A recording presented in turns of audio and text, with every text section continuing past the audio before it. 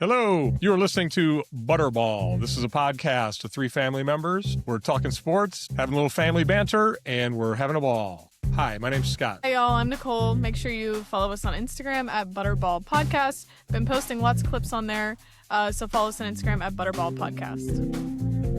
And I'm Drew, and you can subscribe to us on YouTube at Butterball Podcast or listen to us on Spotify. Just search Butterball. I think we should first check in with the NHL Playoffs. What looked to be a couple of blowouts happened. We knew that they might happen, and they did. The Avalanche and the Hurricanes both won their series 4-0, so they're done, and they're just waiting for the next round. But then last night, as we were watching, there were a couple of series that could have ended, but they didn't. So now there's a lot of series in play, and they're all competitive. So the first we'll talk about a little bit is Minnesota and our Dallas Stars. So Minnesota's got a 3-2 lead now, and they're going back to Minnesota. Yeah, I knew this was going to be the toughest first round matchup of anyone in the playoffs, and it's going about the way we thought. The loss in OT that the Stars had up in Minnesota, I mean, that was a huge opportunity to get that win. They didn't get it. And then last night, I thought the game looked a lot like game one. I mean, the Stars didn't get much pressure on the goal at all through the first two periods.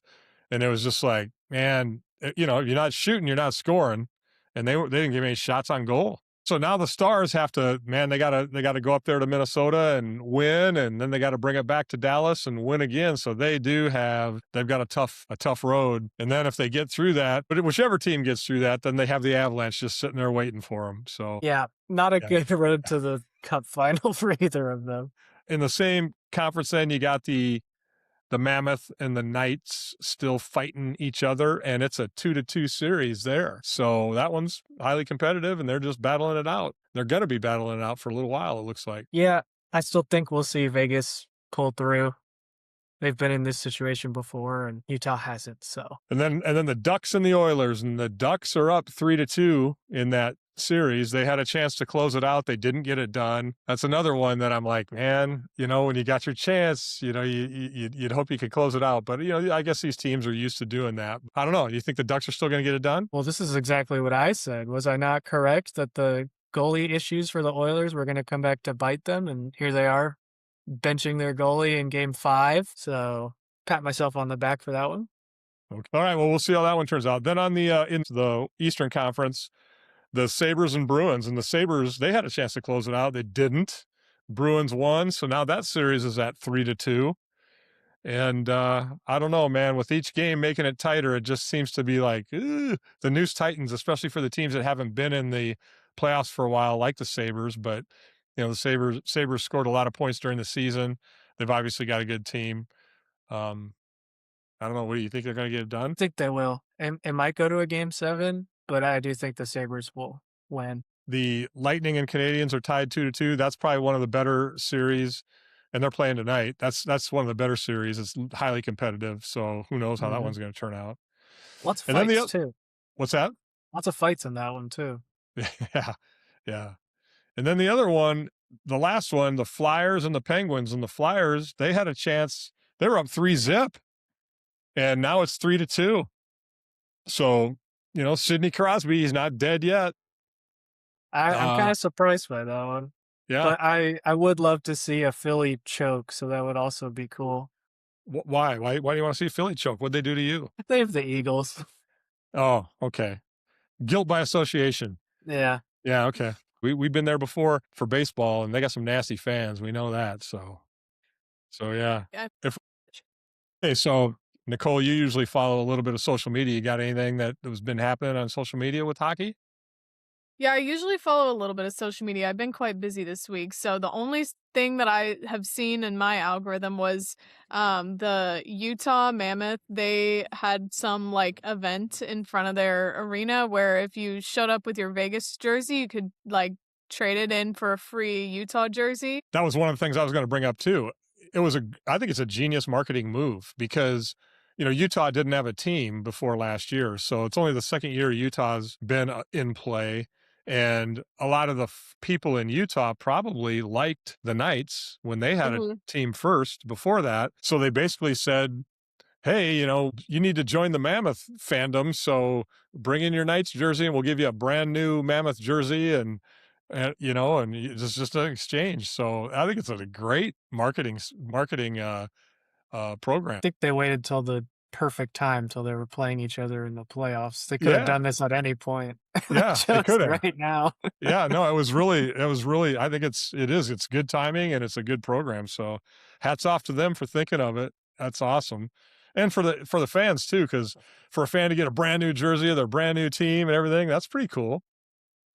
I Yeah. don't know. I would be kind of embarrassed. Like they're showing the clips of like people in line. Like I would be kind of embarrassed to be caught in the line. I wouldn't be embarrassed to do it, but like actually in the moment, like them videotaping you trading in your jersey, like that's a little bit embarrassing. Well, when I flipped from the Bears to the Chiefs, I would have taken that all day long. Of course, I don't even think I had one Bears jersey. I don't even know where it is today, but I would have gladly traded that one in for a Chiefs jersey. Yeah, maybe if you're from Las Vegas, it's a little embarrassing. But I Yeah. think that if you're from Utah and you're just a hockey fan, I think it's totally fine. Yeah. Yeah. That it then? That's what you saw on social media? Anything else? No, I'm just still seeing Macklin Celebrini clips. So other In than your that, on no. your feed? Okay. Yeah, and I've Who's seen your favorite some like player? well, because I'm also in my NIL work that I do, we work with a men's and women's Division 1 hockey team. And so all the other hockey content I've been seeing is just a lot of teams are doing like right when the players walk off the ice in practice, like their media girl will be standing there with like a question of the day or whatever, and then all the players are walking off and answering the question. So those are the only other hockey videos I've been seeing, and like, but some of them are actually really funny. Like one of the questions in the one I was watching was in cars, like, does Lightning McQueen have car insurance or life insurance? What was the That's winning pretty good. answer? Wow, it's I deep. I Deep feel like thoughts. more of them said cars. They were like, the movie's called Cars. It's Cars. And like they were just arguing about it. But I don't know. I feel like, and then it was funny because then one of them, like the goalie, he goes, life insurance. And he goes, no, car. I'm going to change my answer. And then they leave in the clip of him walking back to the door and then walking back out. It was funny. That's good. Well, let's It see. was funny. My news items. The first one, Drew, this is, pertains to you because Drew in beer league, you wear number 11 in hockey. Mhm, And then you kind of started a tradition of buying jerseys from the NHL teams that have number 11, right? mhm. So you got several of them, and we got you one for Christmas, the Mark Messier Edmonton one, I remember. But Anze Kopitar, number 11 from the LA Kings, since they got beat by the Oilers, he's retiring now. This was his last season. Did you see that? Yep. Yeah, should I put the jersey on? This is one of the first ones I got. All right, go get it. Put it on. Yeah, so Anze Kopitar, he was with the Kings his entire career, which is awesome. And so it was a 20-year career with the Los Angeles Kings. He came in 2006, 2007 season, 2006, 2007 season, and been playing straight through. 38 years old now, just retiring, and he goes out with a pretty high level career stat, I think, I too. have another hockey news, actually. I have another one. So have you heard of mystery pucks? Uh-uh. So if you go to like any hockey game, any NHL or AHL game, they usually for their like foundation, they'll sell pucks and they're like wrapped. And so you don't know, all the players autograph them, but you don't know like who's you're getting whenever you buy it. And you're just, well, you're making a donation to the charity. So like you might end up with like a really valuable one for a $25 donation or something, of that effect. So me and some of my friends decided to buy one at our last regular season game. I got peer pressured because they were buying one and I didn't want to be the only one to not buy one. And I really liked the logo that was on this puck. So I bought one. And speaking of numbers that are sentimental, I got the player that wears number 26, which I liked because first of all, it's 2026. I'm 26 years old. And then also, Dad, that was your number when you played football. And so Yeah. I was like, well, that's kind of sweet. Like, I'm not mad about getting Wow. player number 26. Yeah, I like it. Wow. Amazing how that stuff works out. Yeah. Numerology at its best. Yeah. So Drew just put on the Anze Kopitar jersey or sweater, as they say in Canada. And He's a two-time Stanley Cup winner. They won the cup. The Kings won the cup in 2012 and 2014, and he was a 5-time All-Star. So pretty stellar career coming I to an end. actually forgot they won it twice. I thought it was just the once. Yeah. Yeah. So I saw in the news too, he was like, well, my kids deserve me to finally be home. His kids are 9 and 11. And he's like, man, they've only seen me like part of the time, during the hockey seasons and stuff like that. So, they're probably going to be playing all their sports now and playing hockey and whatever else. And so it'll be pretty cool for him to be able to spend that time with them and stuff. So that's awesome. Awesome for him. And what a great career. And then I had, let's see. Oh, one more item in the news. Did you see at one of the Oilers games? I think it was game 2 against the Ducks, where a fan snuck in a rotisserie chicken and threw it on the ice. I No. did see that. Yeah. So, okay. So, you've probably seen the clips of where people always would take octopi into Or like a fish. Detroit. Yeah. Yeah. They'd take octopi into Detroit. They'd throw that on, but I think they just let them bring those in because that was like a thing. It was, the thing. Well, It's then their tradition. yeah. So then they show what in Nashville they were bringing in the catfish. And so they show like that one commercial where the guy's wrapping it to his body with I love that plastic wrap. commercial. Yeah, that's pretty good. That was great. Yeah. Yeah. But like rotisserie chicken, I mean, as this guy's coming through the turnstile and stuff, wouldn't they'd be like, man, this guy smells like he just had a bucket of chicken or something, I mean, how do you get that through there? Or he bought it there. I don't know anything about their arena. Maybe they sell them. If they sell a rotisserie chicken? No, Yeah. they do not sell rotisserie chicken. You get it at like the grocery store in the deli section, or whatever. I mean, yeah. Well, that was an interesting one too. Hockey fans, gotta love it. They're pretty inventive, aren't they? Yeah, my From a favorite part duck of to that. My favorite part about that commercial too is when the security guard pats him down and definitely sees it and then says, "Nah, you're good." Yeah, he Come kind on of in. gives him the nod, like, yeah, you're okay. Yeah, that's funny. That is pretty good. Next week, some of these series will be coming to an end, and then we'll check in on the next round as well. So this past week, the NFL draft happened, and I'm really only concerned about the Chiefs. So, hey, we'll figure that out as we go. But there's some things I did look at. We'll just go position by position, talk a little bit about the draft. So the quarterbacks, y'all know who went number 1, right? Mendoza. There were only 10 quarterbacks taken in the whole NFL draft. Just 10. I think of all the positions, other than like long snapper, punter, kicker, that is pretty much the least drafted position, which is Gotta surprising be. to me. Are you guys surprised by that? You're not? No, you can only start one of them each game, and other than a punter, kicker, and long snapper, But that's all you can play at a time. every team needs 2 to 3 quarterbacks. But they already have 2 to 3 quarterbacks. Maybe. Maybe. I guess. I think it's interesting. I mean, some years there's probably more drafted, if there's just a great passing class or something like that. But this year, there really wasn't. I mean, you had 2 go in the first round. It was Mendoza and Ty Simpson. Ty Simpson went to the Rams at pick 13. And that was even a surprise because I think, people were like, what? The Rams? I mean, why the Rams? Because they have Stafford, and is he retiring anytime soon, or what's going on? I mean, he is getting up in age, but he can still play. So that's a surpriser there, I think. And then the other big news was that the guy who got second in the Heisman voting didn't get drafted, Diego Pavia. Wow. And yeah, he didn't get drafted at all. But that doesn't surprise me either because he's so small.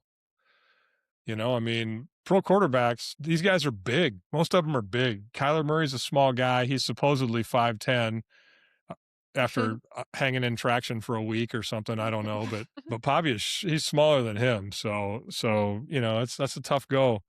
There's only so many Doug Flutys out there, that make a career being a small quarterback. Did you see that he signed with the Ravens? Yep. Mm-hmm. Then What you ate for lunch? That what do you think dripped down into your beard. what do you think the most drafted position was in the draft this year? This year, can I say offensive lineman as a whole, or do I have to pick one? You got to pick one. That's too easy. Yeah, then I'll say tackle. Okay, Nicole, any ideas? No, because now I feel like based off that comment, it's some type of offensive lineman, and I don't know what to say. It's actually not. There were Oh, 36 wide receivers taken in the draft. damn! I was gonna say Okay. that, but I didn't want to sound stupid. Yeah, it's really interesting because, what a change over the years. Like we were talking about running backs, that running backs aren't as highly valued. Where they were drafted, it's way different. Like the running backs, there were only 2 running backs drafted in the first round. And here's the interesting thing. We all know what Jeremiah Love was one of them, right? He went to the Cardinals. The other one was Jerrion Price, and he went to the Seahawks. You heard of him? He Nope. was the other running back at Notre Dame. So they were both from Notre Dame. That's amazing. Both Notre Dame running backs from this past season were drafted in the first round. Isn't that That's wild? cool. Yeah, that is cool. There was only the 2 drafted in the first round, and then most of the running backs were drafted in rounds 5, 6, and 7. So most teams are, if there's a really, really hot one out there they think they need, they'll go get them. But man, they'll wait till later rounds to get those guys. Whereas the wide receivers, there were 5 drafted in the first round. 5. Sounds like a fantasy football draft. It does. Yeah. And there were, let's see, in the first 3 rounds of the 36, there was 17 of the 36 were drafted in the first 3 rounds. So wide receiver is a highly coveted position in the NFL these days. And I get why, man, these guys are so talented and big, and the way they throw the ball around the field, they're impact players for sure. When you Okay, you talk want to about, know? Oh, go ahead. you want to know something funny? On the Butterball podcast Instagram account, I'm like trying to grow the page, so I comment on some random things that pop up so that ideally people will be like, oh, what's this podcast? I'm going to click on it, click on their page. And so like one guy got drafted, but he happened to be on the golf course whenever he got drafted. So obviously that means that he was not drafted very high. So I commented on it and I said, and then he 3-putted. That was Caden Wetchen from Iowa. Aha, that's why it popped up. I've been getting all the Iowa content, so that's exactly why it popped up. And then I just thought it would be funny, so that's what I said. Yeah, that's pretty good. Pretty good. The tight end position, they had 22 tight ends drafted, and there were several teams, 4 teams that drafted 2 tight ends. Broncos, Browns, Jags, and Ravens all took 2 tight ends in the draft. So that's another position to where, boy, that they can be a weapon. Plus, they're if you find a good blocker, there's such a key for creating a better offense. And teams use now, there are teams that use 3 tight ends at one time a lot. Chiefs did a lot. Yep. So that's a really interesting position these days in the draft. And then when you get to the offensive line, most of the offensive linemen are the offensive tackles that get drafted. I think like there were like 27 offensive tackles that got drafted, and then like 17 guards and 11 centers. So it's mostly tackles, the big boys that the teams are looking for. And even sometimes if a guy doesn't work out at tackle, they'll switch him to guard. That's probably why you get more tackles drafted than guards. Because, if you're already at guard in college, when you're coming into the pros, they might be like, well, unless you're a really good one, you might be limited to what you might be able to do for us. And then, of course, centers are, that's another breed too, where there's only one, and, they're looking for that special guy. Logan Jones from Iowa went in round 2, he went to the Bears. So he was a highly drafted center from Iowa that we like to see. We're Iowa fans. On the defensive side, what do you think the most drafted positions were on the defensive side? Corner. What do you think? Corner? Corner. Yeah, corner. 27 corners were drafted. There were also 27 defensive tackles. Safeties, there were 19 safeties taken. So just a lot of DBs. A lot of DBs is an important position in the NFL as well. But those front 7, man, you got to have them. So the defensive tackles. And then, of course, you got the edge rushers. So that position really never existed 20 years ago. They didn't call him edge. They just call him a defensive lineman, So you had 27 defensive tackles taken in the draft, but then there were 25 guys that were listed as edge guys taken. And those edge guys, they'll use those as a defensive lineman, or maybe even drop him into coverage as a linebacker and things like that as well. So, I mean, these guys, they have so much speed and size these days that they're so versatile. It's amazing. There was only one kicker drafted. One kicker drafted in the draft. He went in the Who was round it? 6. It was Trey Smack from Florida. He went to Green Bay. And then 2 punters got taken. I don't know their names, but they went to the Ravens and the Bills in rounds 6 and 7. So Nice. as the road to the NFL as a kicker and a punter is usually not through the draft. They'll just sign them as free agents and see who can make the kicks and who looks good in practice. So that's interesting. The Chiefs, they went with their draft consisted of first round. They took the DB. We talked about that last week. Mansour Delane, quarterback, LSU. I think we like that. Mhm. Then they went first round as well. They had 2 first-round picks. Their other first-round pick, they took a defensive tackle from Clemson, Peter Woods. And then their second-round pick, they picked a guy from OU, Nicole. Yay! They love OU. R. Mason Thomas, an edge rusher from OU. And then their 4th-round pick was Jaden Kennedy, Oregon safety. So they picked 4 defensive guys in their top 4 picks. And I like it, because what we've seen from the Chiefs in the past is, they get young defensive players in there. They get them producing as the season goes on. They got good defensive coaches. And as long as they got a good defense, then and their defense can make stops, their offense is going to produce. That's kind of what you're hoping with Mahomes and everything else. Although now this year, I think you're going to see totally new running backs with the Chiefs because, Pacheco's gone and Kareem Hunt's gone. So they drafted a running back, Emmett Johnson from Nebraska. They drafted him. And then, of course, they picked up Kenneth Walker in the trade. So, and then, of course, they're going to have a few more there as well. And then their last 2 picks in the draft were a wide receiver from Cincinnati, Cyrus Allen. And then this one surprised me, Garrett Nussmeier, quarterback from LSU. That surprised me because the Chiefs, they've had guys roll through there as free agents and been on their practice squad. And like Chris Oladokun last year played a couple games, and he's been in the Chiefs system for 4 years or more on their practice squad or flopping back between the roster and stuff. So it kind of surprised me that they'd take Nussmeier, but maybe there's something about him they like, in his 7th round. So Yeah, I think why not? And, I think maybe they're a little worried about Fields starting the season next year. So we'll see. I'm not. No. I'll take him as a starter with the talent that they have. I mean, just make good decisions, man. Work with the guy, get him to make good decisions. I don't know, like the teams he's been on. Who knows what kind of coaching they've got? He hasn't got Andy Reid coaching. That is So true. I have faith in Andy to get the best out of the quarterback.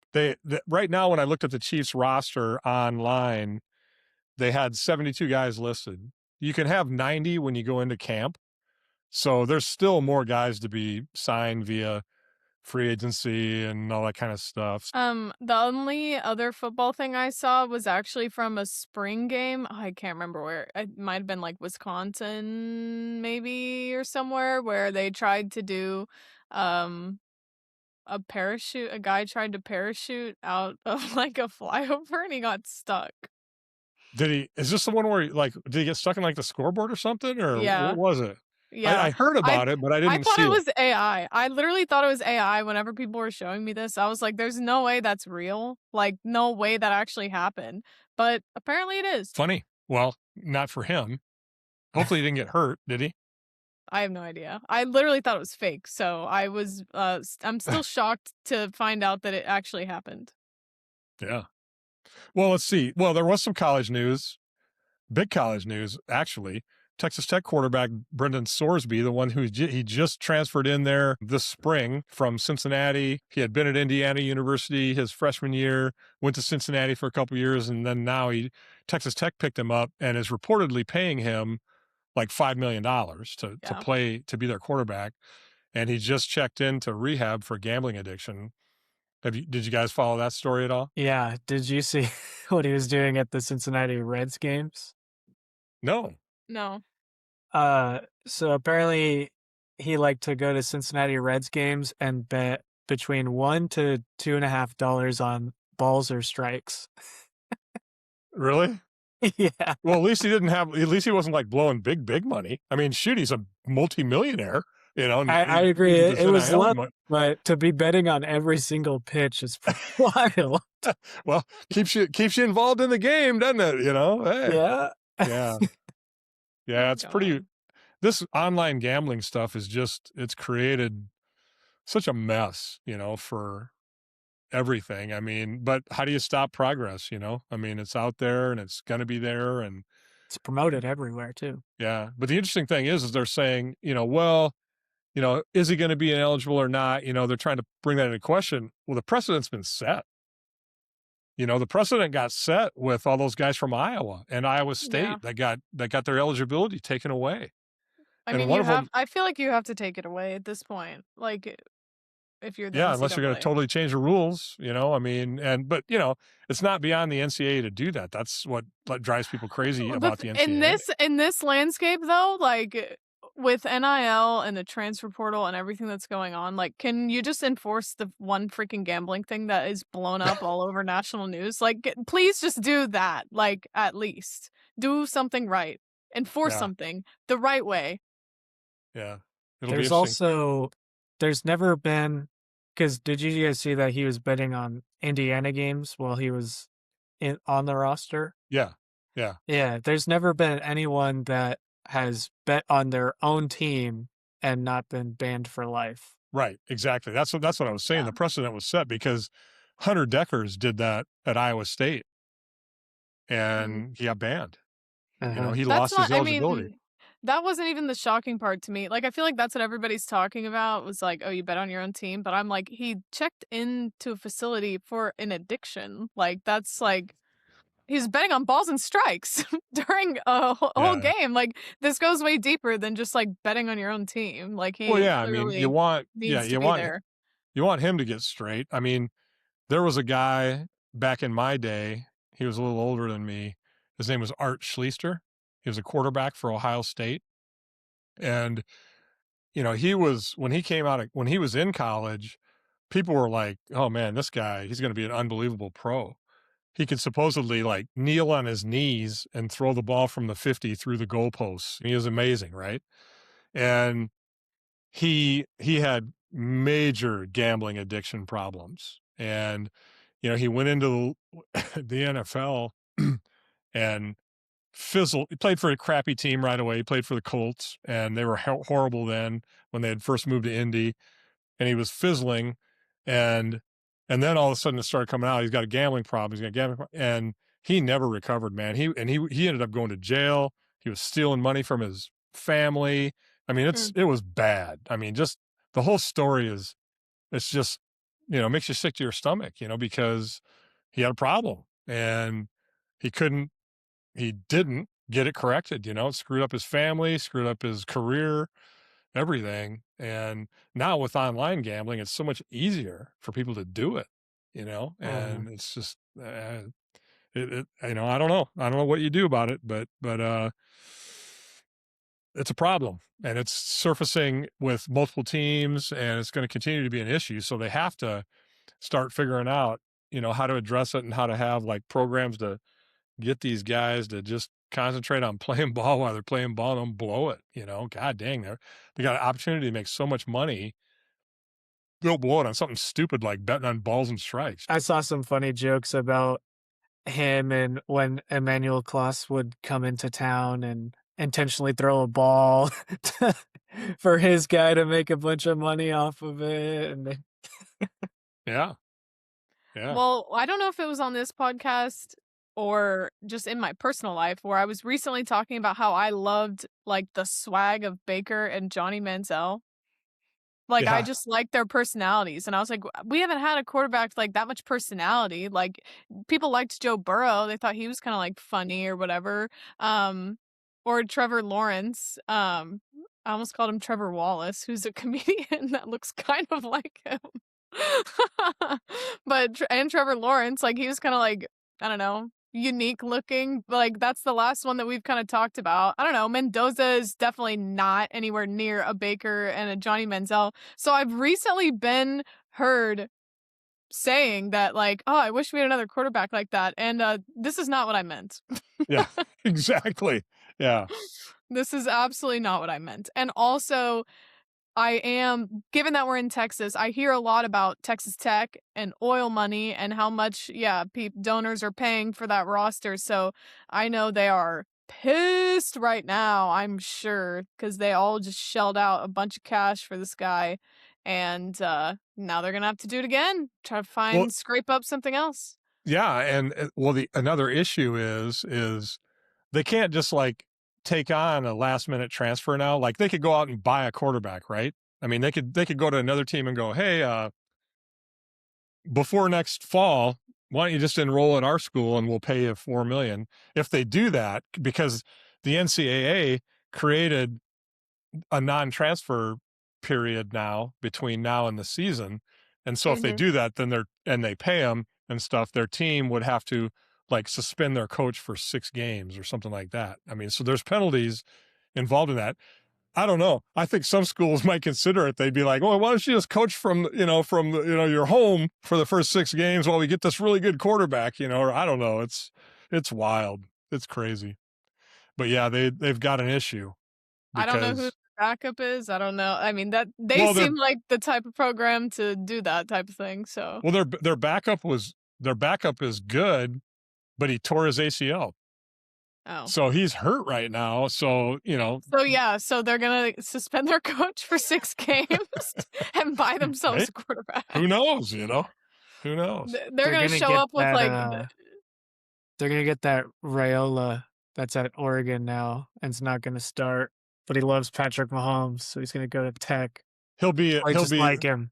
Mom saw a meme on or a post or something on Facebook today, and they said that Texas Tech was bringing in Matrick Pahomes, and I that was was, gonna say Chad Powers. and it was a picture of Mahomes with like a mustache, Yeah, yeah. They're bringing in Chad Powers. He can walk. They're gonna show up with the best walk on you've ever seen that Yeah. allegedly is making $0, and he just happened to just decide to play.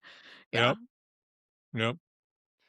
Drew had a good idea last week that we didn't get to, and that was to talk just a little bit about sports again because we love sports. And one of the topics we were considering was what like cool piece of sports equipment or just something that you had from your past that you just thought was awesome. So I'm gonna let you take it away here. So tell us, tell us what's on your mind. Think I when we talked about this, I think what I had in my head was a bat that I had probably around I think I had to have been 13 because it was a drop 5.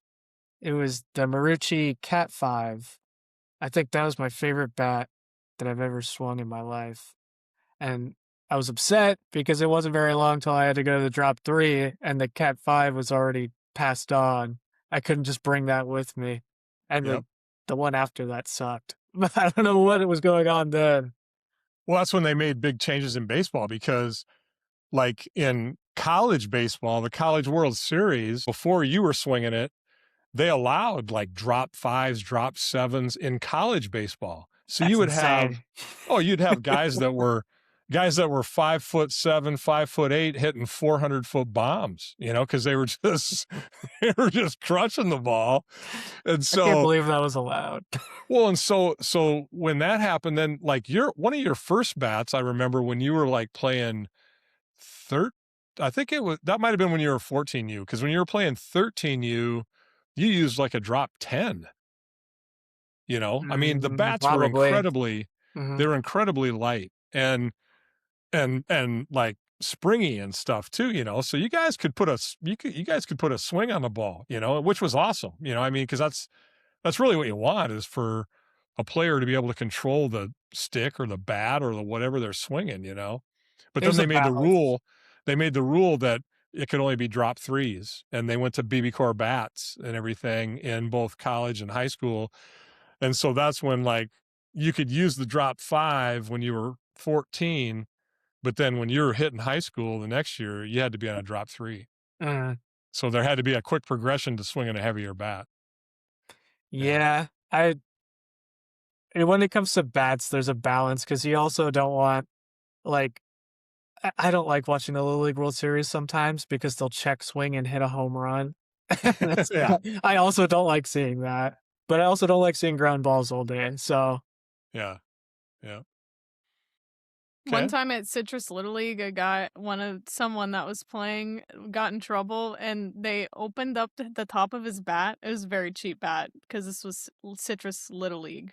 Or maybe I shouldn't call him out by name. Actually, it doesn't even matter. So they opened up the top of his bat and dumped out tennis balls. What? I don't I remember don't that. believe you. You made I this up. remember it. No, I was there. I was at Citrus Little League like every night. Huh. I don't remember That that. kid would have been banned from the league for that. Well, he definitely got kicked out of the game. I can't remember who it was, but I remember that day. Yeah, there were people that were, boy, they were serious about their little league there. Oof. I Hoo-hee. have so many memories from there. I literally Yeah. was there like every night for years of my life. Yeah, I guess you were when mom helped with the snack bar there and the whatever, the press box and stuff. Yeah, you know. Yeah, well, like even like if I would go to gymnastics or whatever, then we would just go to Citrus Little League after. Like I literally was there every night, and then my softball team played down the little hill, or that's where I would play softball. So like I actually was at Red Hill Park like every single day for years. All right, Nicole, do you have a special piece of equipment or something that you remember from your sports travels? Yeah, well, I don't even know if you remember. Mom built me a balance beam. Mhm. You remember that? Yeah, I remember that.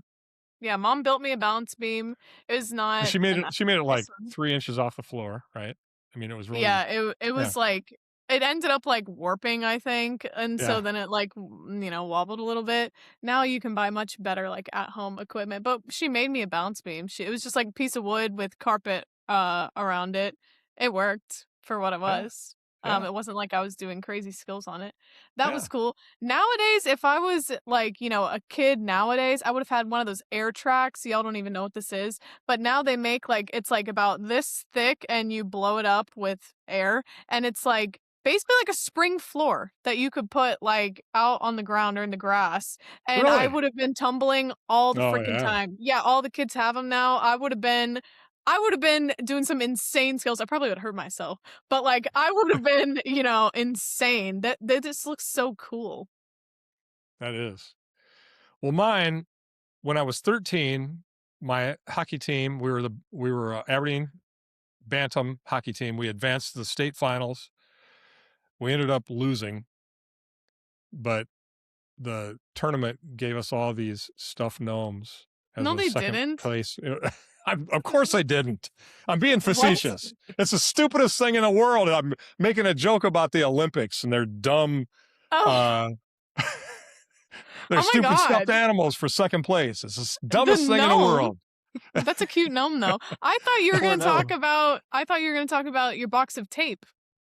No, well, that was pretty good. I think my favorite sports equipment, both foot related, my first pair of hockey skates that had the plastic toque blade holders, those were awesome because, the old hockey skates with the steel blades, each skate weighed 2 to 2.5 pounds, so the first year those toque blades came out, it reduced the weight of a skate in half at least, so all of a sudden you felt like, man, I can fly with these babies, So those were pretty cool. And then I think in football, my football shoes, my sophomore year of high school, they were the spot built Cougars. And it was a really sturdy shoe that it had good padding around the ankle and stuff. And man, I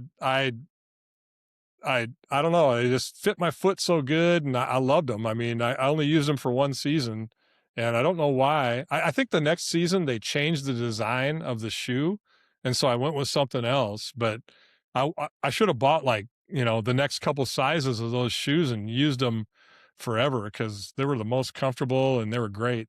The case of tape was good because I was a tape guy, man. I loved getting a case of tape, but the equipment lasted, the shoes lasted, and the skates lasted longer.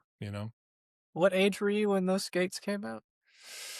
The first year that I had a pair of them, I was 14. And you're old. I thought you were gonna say like 10. You're even older than that. Yeah.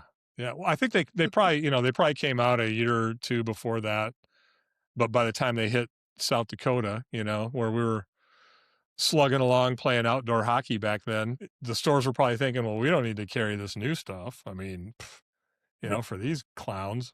We like the Yeah. old ones better. Yeah. They can plow through anything because they weigh 2.5 pounds a piece. It'll make them stronger. Yeah. But it was truly amazing though. I mean, when you first put on those pair, you were like, "Oh my God, these are so light." And that's what I was amazed about when we started playing beer league because, once you said you were going to play and then you asked me, "Oh, you want to play?" It had been 42 years since I had played, when I was a kid. And so I'm like, "Well, okay, I guess I'll have to buy the equipment." And when I did, I couldn't believe how light everything is. I mean, God, it's what, 15 pounds of equipment when I think in the old days it was probably 35 pounds of equipment. I mean, it's like, it's crazy, Hey, what you do you know? think of the skates now? They've got to be like half the weight of even the ones you were Yeah, loving back then. absolutely. Yeah. Cause everybody's got, everything is like as a plastic fiber type skate. And well, the thing that I love the most about them is that they're hard. So when you get hit in the foot, it doesn't like drop you to your knees and make you cry. I mean, getting hit in the foot when I played as a kid, I mean, that hurt bad. Mhm, I mean, it was like, God, you're wondering, did I just break my ankle? Did I break my foot? I mean, it mhm. was like getting shot, it was bad. But now I'm God, I'll block a shot, "Yeah, hit me in the foot, I don't care," I mean, it's not that big of a deal, but God, back then it was like, "Oh God, please don't hit me in the foot or the ankle or," because it's gonna hurt bad. So yeah, the equipment's great, gotten better and better all the time. My other favorite piece of equipment was I finessed 2 OU cheerleading uniforms, and not Yeah, everybody gets to keep those. you ought to keep them. Why wouldn't you keep them? It's not like they're gonna Well, reuse them, they get are they? no, they do. They give them back every year. We all would have to give them back every year, and then they would be reissued because they buy them just for the team. Uh, I mean, you ended up with a herniated disc and some back surgery, so you deserve to have a uniform or two. Y Well, I just got lucky. My friends are jealous because they didn't get to keep uniforms, but I Really? did. Yeah. Yeah. Well, we have one in the shadow box here on the game room, so it looks The good. other one's waiting to be shadowboxed so I can have it in my future, office space or whatever. Yeah. But yeah, I got lucky there. I got to keep 2. Nice. Nice. I know my dad gave me a couple jerseys when I was younger and I was stupid, because I was a kid and cutting them off to be like, the running backs back in, the 1970s Wait, and you wore a crop top? just destroying everything, just because I was an idiot. I'm You like, had to have God, the drip.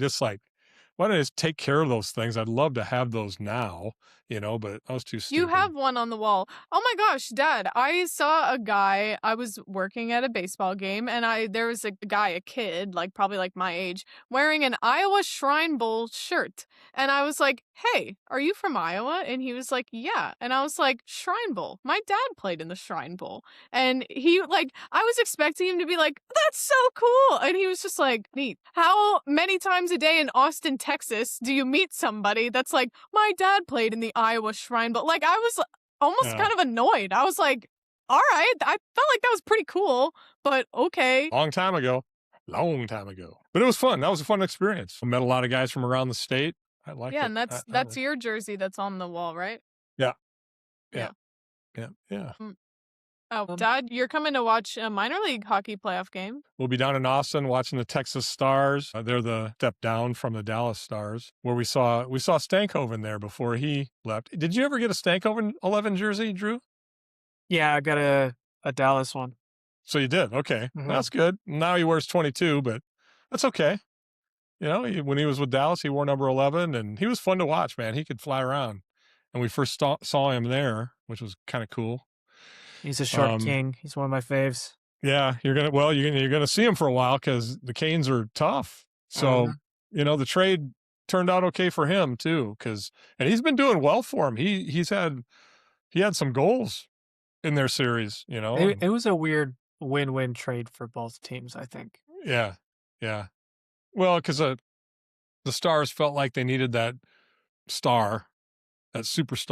You know, And Rantanen was not going to play for the Canes. yeah, exactly. So it worked out. Yeah. Well, now the Stars just got to figure out how to get the recipe right so they can get by the other teams in the league. We'll check in back next week again. In 1 week in May, we're gonna take a week off, and then later in the month we're gonna be on the road a little bit, but we'll make sure that we keep checking in and doing our thing with the podcast here, having a good time. So thanks everybody for listening or watching. I guess we should assume that, right, Nicole? Watch You've been listening. Podcast. Yeah. You've been listening and watching Butterball. It's a podcast. We're talking sports, we're talking ball, and we're having a ball. Yes, thanks for watching. I'm Nicole once again.